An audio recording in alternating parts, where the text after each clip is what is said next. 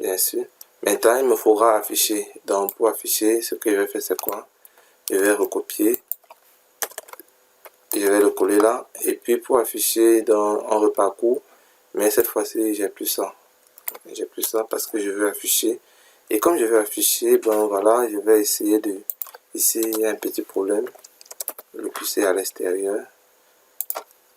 Donc, vous pouvez aussi vous référer avec la coloration, bien sûr. Ici, je veux afficher quoi? Je veux afficher le tableau. Table de I. Voilà. Donc, si j'enregistre et là, j'essaye de relancer mon programme. On me dit que tout s'est bien passé et je lance le Java. On me demande le tableau à la position 0. Donc, je vais entrer 1, 5, moins 6, 9 et 7. Et là, on m'affiche. Mais ici, je n'aimerais pas que ça affiche comme ça. C'est pas très joli. Et ici, il y a débordement. Donc, je vais effacer cela. Pour ce faire, je vais rentrer là. Je vais retirer ça. Et à ce niveau, au lieu de partir à la ligne à cause du print ln, ce que je vais faire, c'est quoi? Je vais plutôt essayer de l'effacer. Donc, si j'efface et j'essaie encore à nouveau CLS.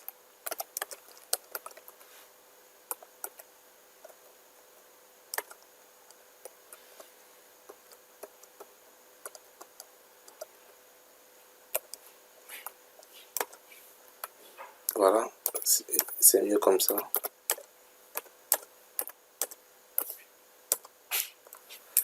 Ok, maintenant ce qu'on va faire c'est quoi? On va afficher un petit message là pour demander aux utilisateurs de pouvoir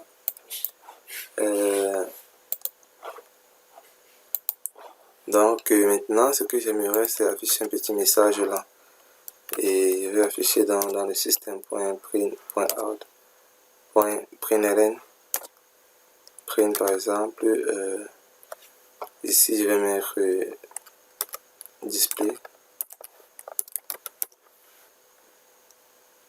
Bon voilà, je vais essayer de mettre et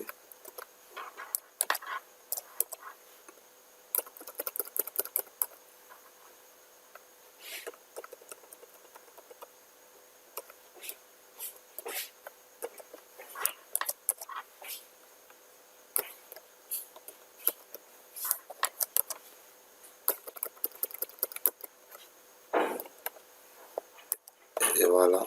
Et ici aussi, je vais essayer CTRL C, je vais essayer de me mettre là. CTRL V.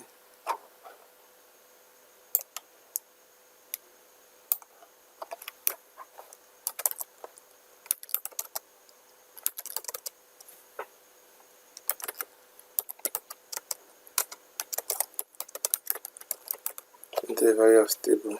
Donc, et là maintenant, je sais que ça va être un peu plus propre.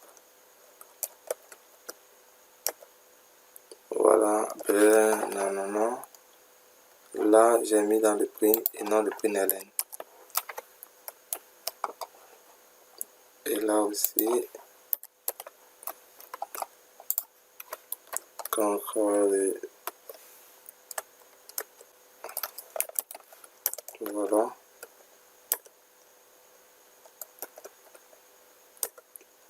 Ok, donc c'est maintenant propre. Voilà, donc c'est un peu ça. Par la suite maintenant, étant donné que nous avons déjà eu à voir tout cela, je pense qu'il est possible pour nous maintenant d'essayer de traiter le sujet qui nous a été proposé. Alors, pour cela, c'est ici, on nous demande d'écrire un programme Java qui affiche tous les entiers compris entre deux bornes A et B.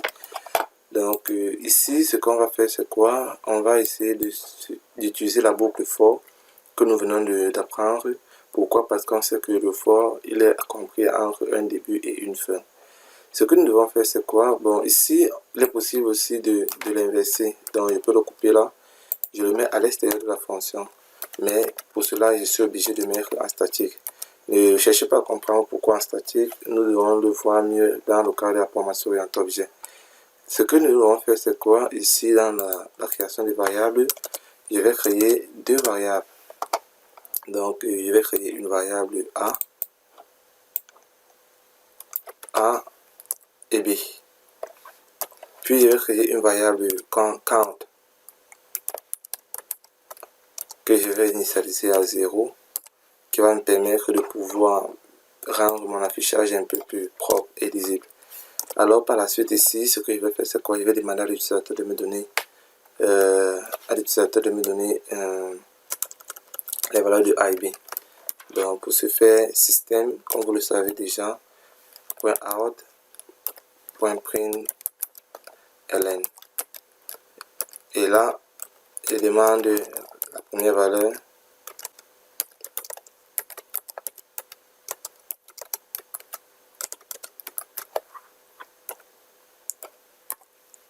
que je vais récupérer dans A, bien sûr.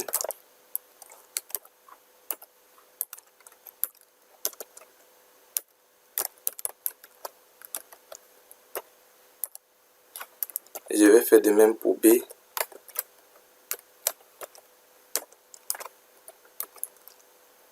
Que je vais récupérer dans la variable B, bien sûr.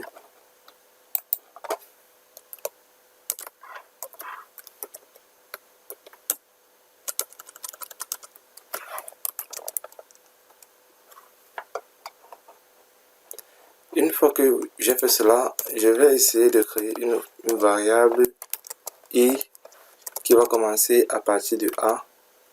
Et puis, quand il est différent, quand A est différent, quand I est différent, quand I est différent de B, ça veut dire que forcément, il faut que j'incrémente I pour qu'il atteigne B. Quand il va atteindre B, bon, il va s'arrêter là. Et là, maintenant, je vais demander d'afficher, puisqu'on veut afficher. Donc, j'affiche quoi? J'affiche le count suivi, voilà. Et là, j'affiche le count suivi de ceci, ce n'est qu'un affichage, bien sûr. Et là, je mets mon I, tout simplement. Donc, si j'essaie d'exécuter et de regarder ce que ça nous donne,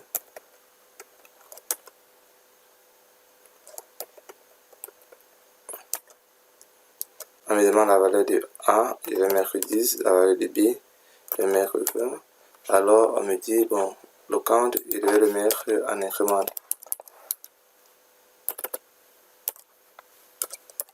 Donc, CTRL S.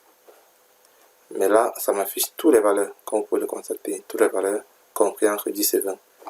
Donc, si j'essaie encore de rechanger, j'entre cette fois-ci 5 et 15. Voilà. A5, B15. Donc, on va partir de 0 jusqu'à 9. Ça va faire toutes les valeurs qui sont comprises entre 5 et 15. Donc, 5, 14.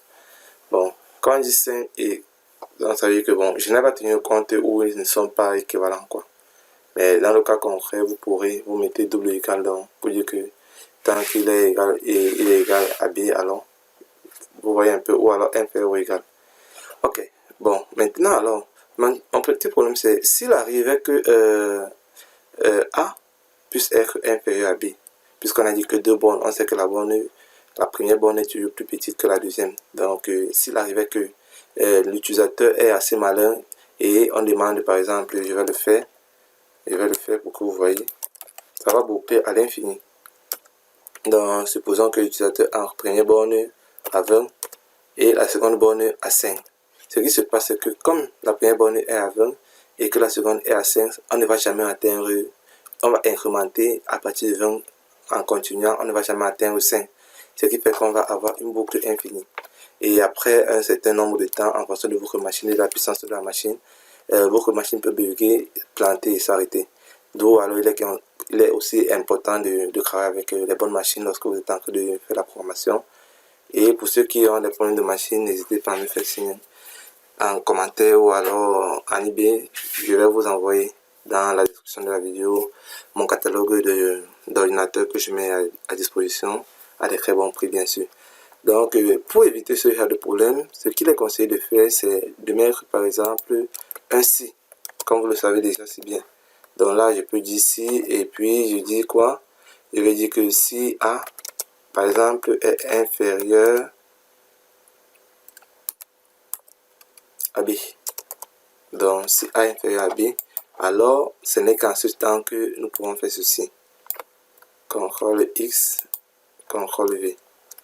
Là, je sais que je suis en train de me protéger. Et dans le cas concret, dans else,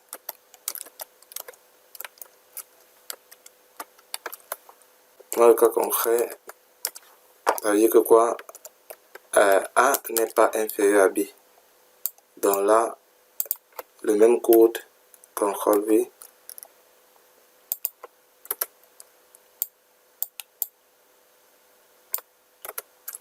Mais cette fois-ci, je vais commencer plutôt par B. Et puis AA. CTRL S. Alors, si je reviens là et que j'essaie de relancer CLS et que je compile, par la suite, je lance le programme, on me demande A, je lance 7, B, je mets 9, alors ça fonctionne. Je relance le même programme, on me demande A, je mets 9, et B, je mets 7, alors ça fonctionne. Donc voilà un peu l'idée. Quelle qu'en soit la valeur que l'utilisateur va en créer, on va donner des valeurs dans une bonne. Ceci est tout pour cette vidéo. Je vais vous donner rendez-vous pour les prochaines vidéos où nous devons essayer de voir comment faire des boucles répétitives, le temps que le répéter, aussi le selon. Et par la suite aussi, nous devons essayer de voir les structures de données en Java et avec la fameuse notion des piles. Et une fois que nous devons essayer de faire tout cela, nous devons essayer de toucher la programmation orientée objet. Et bien après la programmation orientée objet, nous devons nous rendre du côté de MySQL pour essayer de travailler avec les requêtes MySQL. Et une fois que nous avons fini avec les requêtes MySQL, nous devons essayer maintenant d'écrire un premier projet en Java pour la connexion avec une base de données. Et puis, avant de faire cela, nous devons d'abord commencer par l'analyse. Et dans l'analyse, nous devons essayer de créer une première base de données. Et après, écrire le code qui va permettre de la connecter. Et puis, par la suite, nous devons essayer de créer les interfaces.